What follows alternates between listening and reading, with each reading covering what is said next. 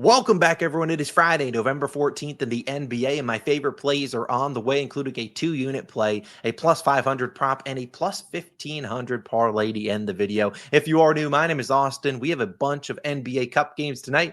Let's dive right into them. But first, we recap how we did on Thursday. Bring out those brooms, baby. Oh, 1-0 day. Yeah, shout out Andrew Nemhard, man. Hey, we could go 1-0 every single day. I don't think anyone would complain. Let's keep the line moving today on a full slate of action. We got a bunch of plays in this video. But in yesterday's video, I did talk about me and my wife going to the hospital. And first and foremost, thank you guys all for the outpouring of love and support. I definitely appreciate it. Wasn't able to get back to all the comments, but I definitely read them. So I do really appreciate it. As you know, I am here. So that means I do not have a baby in my firstborn.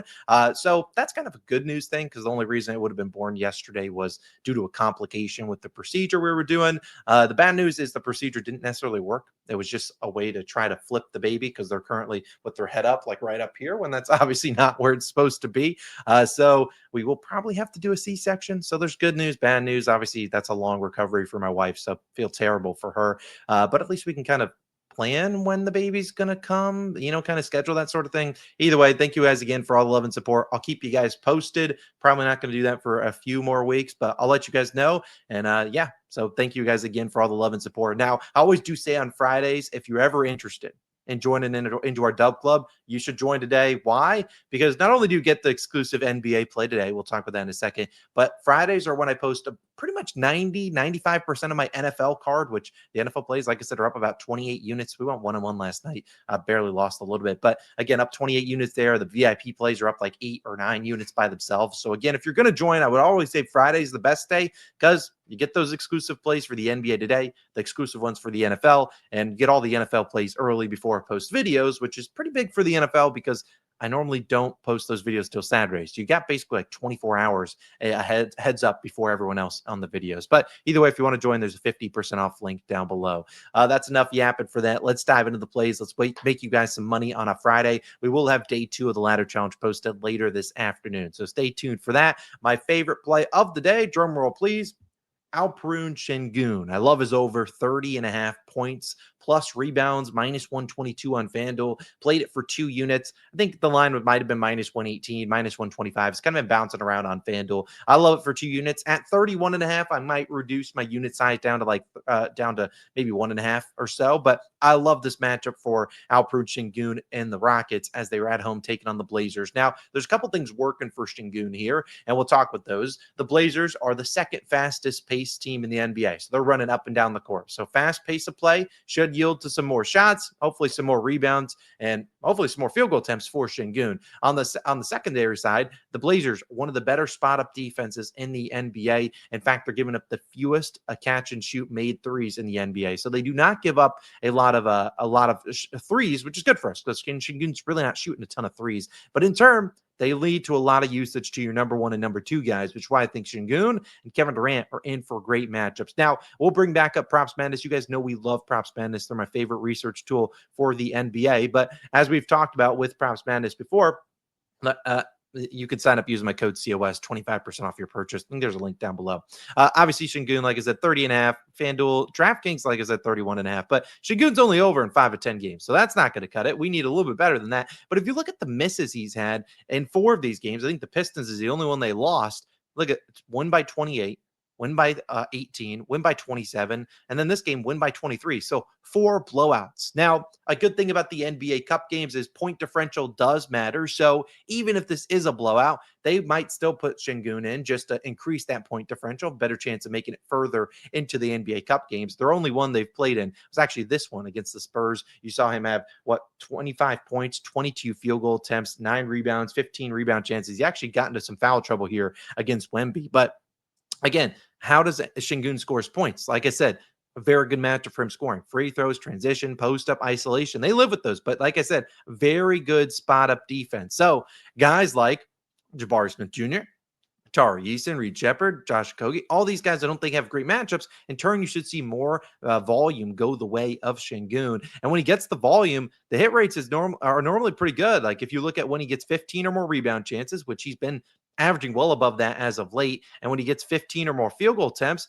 the hit rate is insane here. I mean, 15 and 15 for the man, and you're looking at a hit rate of about 87%, 20 of his last 23 games. So again, I really think it's a great spot for him. I think he's going to be needed to score. I looked at tacking on the assists here. I don't hate it, but also I don't love it because a lot of his assists go out to the 3-point line where I don't expect them to get a lot of open looks, or you have to rely on him like dumping it down to Amen Thompson for a dunk or something like that. And I just think the Blazers are a little bit better defensively than that. I think Sengun's going to have the ball in his hands a ton. They're going to live with him going one-on-one on Donovan Clingan or the Time Lord, Robert Williams. And so again, I think the volume will be great here. I think Sengun delivers a 2-unit winner. Love is over in points plus rebounds. My second play is going to be a very square one, and I understand, but you know what? Square plays sometimes pay. Let's talk about Stephon Castle, over 12.5 rebounds plus assists, minus 130 on I believe FanDuel. You could take it at 13.5, although you know these lines can be pretty sharp, but I do think that he has a good chance at coming through here for us, and I'm going to take a chance on him to do just that, to deliver a winner in the rebounds and assists, because Stephon Castle's been great in terms of getting both of those rebounds, both those assists. The guy's coming off a triple-double, and tonight he once again faces the Warriors, who he just had the triple-double against. So, heck, count me in on trying to back Stephon Castle once again, because the guy's been super good. Now, like I said, if you look at his rebounds and assists, he's over this line in 5 straight games, which is pretty dang good. And the last 3 games have all been with De'Aaron Fox, 17, 16, and 20. The last game versus the Warriors, that was a little bit of foul trouble. 10 rebounds, 16 rebound chances, 10 assists on 14 chances. I mean, the guy's hit the over and basically assists alone in some of these games. Like Rockets 13, 13, 11, 10. Like the guy's just facilitating really well. And I don't see it changing a ton tonight against the Warriors. So I'm not in the business of trying to get sharp this early into the season. Sometimes I feel like they might not be able to price a guy's role. So at 12.5, I'll take a chance here on Castle. I did just see, for whatever reason, maybe the books are moving. I don't really know what the books are doing with the odds, but I don't really care. Castle, go get the job done. Love is over in rebounds plus assists. My third 1-unit play of the day will be my Dub Club exclusive one. It is an over in points plus assists. It's 1 unit. You can get it, like I said, 50% off, less than $10. You get the whole month. You get that pick. You get the NFL ones that I'll be posting all day today. Again, you can join if you seek, and you'll get the ladder challenge and other things early. Make sure you check it out if you want to. My fourth play is one that when you're watching the game, it's going to either cash in the first quarter or it's going to be one of the most annoying sweats ever. It's going to be so annoying to watch it, but let's talk about him. It's staying in that same Spurs and Warriors game. Draymond Green to make threes. I remember last year I took Draymond threes. He made the first shot of the game was him to make a 3. I needed him to make 2 for like plus 150. He missed like 7 or 8 in a row. I swear if he does that to me again tonight, I'm going to crash out. Now, Draymond, I took him for 2 threes at plus 145 and 3 threes at plus 479 on DraftKings. Now, I understand what you're thinking. Austin, you're asking Draymond Green to make threes. He's banned. He sucks. And I'm not here to say discredit any of your thoughts. I understand you don't have to bet it, but I think these values are mispriced. I honestly think he should be closer to plus 115, plus 110. And you know what? When you get a line at plus 150-ish, and the fact you think he should be closer to plus 110, that's some value and that's some edge there. Now, does he knock down 2 threes tonight? I have no idea, but I think he's going to get some attempts, and that is all we can ask for. Now, if he wants to miss them and Stephon Castle gets the rebound, I'll call it a win because I'm only playing this for a half unit and the 3 plus for just a quarter unit. So not going, super crazy on Draymond. But why do I like him to make threes? Now, we've already talked about his matchup. He's on the road taking on the Warriors tonight, the Spurs tonight. Now, Draymond, like I said, he's been up and down this season. But in terms of this line, he's been all right to hitting it, especially at a plus 145 kind of price. If you look at his numbers so far this season, he's made 2 threes in 5 of 12 games. So not the best, not the worst. But you look at his game against the Spurs, he just made 0, Austin. What the hell's wrong with you? Well, look at the game. He went 0 for 7 from 3. If you were to, I think he attempted 3 in the first quarter, which is why I said this could cash in the first quarter because who's guarding him? Just this guy, Victor Wembanyama. Wembanyama's not guarding him. That's actually a better answer. He's not guarding him. So they're going to leave Draymond wide open, especially coming off the game in this most recent one where Steph Curry had 46 points. Jimmy Butler had 28. And the list goes on and on and on. I think this is a spot where Draymond's going to get the volume. And if he's going to get the volume, he's going to shoot 4 or 5 threes. I'm going to take a guy at plus 150 basically to make 2 of them. Now, I know Draymond's not necessarily the most reliable shooter. He's not a guy that I'm like running out to back. But when you look at his career against the Spurs, pretty good. And you look at his last 30 games when he's attempted at least 3, He's made 2+ and 50%, 3+ and 17%. When he's attempted 5 or more, which, like I said, he just attempted 7 against them, he missed all of them. So it's not like he was deterred after missing the first 4. When he's attempted 5 or more threes, 2+ and 63% of games, 3+ and 30%. You don't, if he's not practicing his 3-pointers over the last day and a half, what the hell's wrong with him? He's a guy that we know he's been in the league for a while. He is, even despite that 0 for 7 shooting game, shooting and making 38% of his threes this season. So it's not like he's been shooting terribly. I think there's a chance tonight. The Spurs will leave him wide open. And it just comes down to, will he knock them down? I think tonight he chucks them up. And like I said, there is a chance, just like we did the Russell Westbrook one, which was what, maybe a couple Fridays ago, there's a chance that this cashes in the first quarter because he sees the first 2 go in. I mean, they're going to be wide open. They're practice shots. I think he can knock down 2 for us. If he hits 3, that would be electric. Draymond, go do your job. You have to knock down some open shots. I think he will get plenty of them. My final play will be a long shot parlay. Just sprinkling on this bad boy, seeing if we can turn a little bit of nothing into a little bit of something on a Friday. It includes a bunch of plays that I already talked about. Stephon Castle, rebounds and assists. Draymond Green, just make 1. I don't need 2 threes, just 1. Because he'll make 1. He'll just be missing the next 3. When he makes his first, I can guarantee you the next 2 or 3 are a miss. So don't even worry about that. I also like Kevin Durant. I took his 20+ points.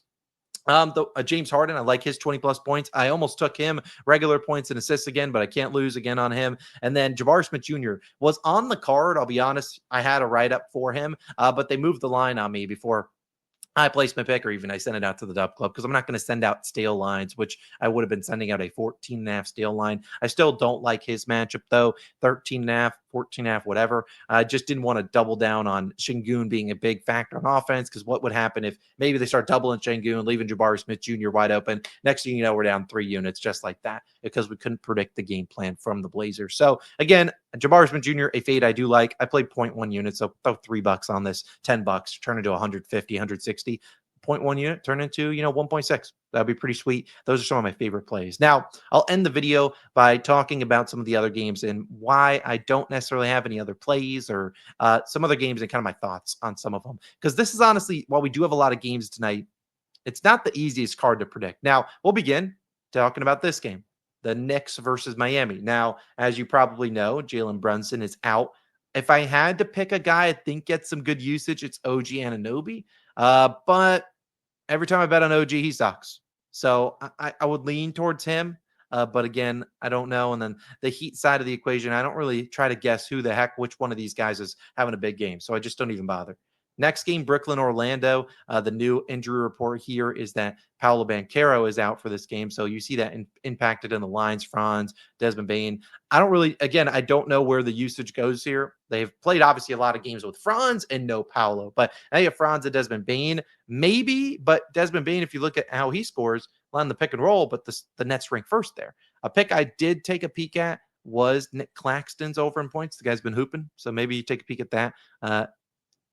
Okay matchup for him. Okay. Not great, not bad.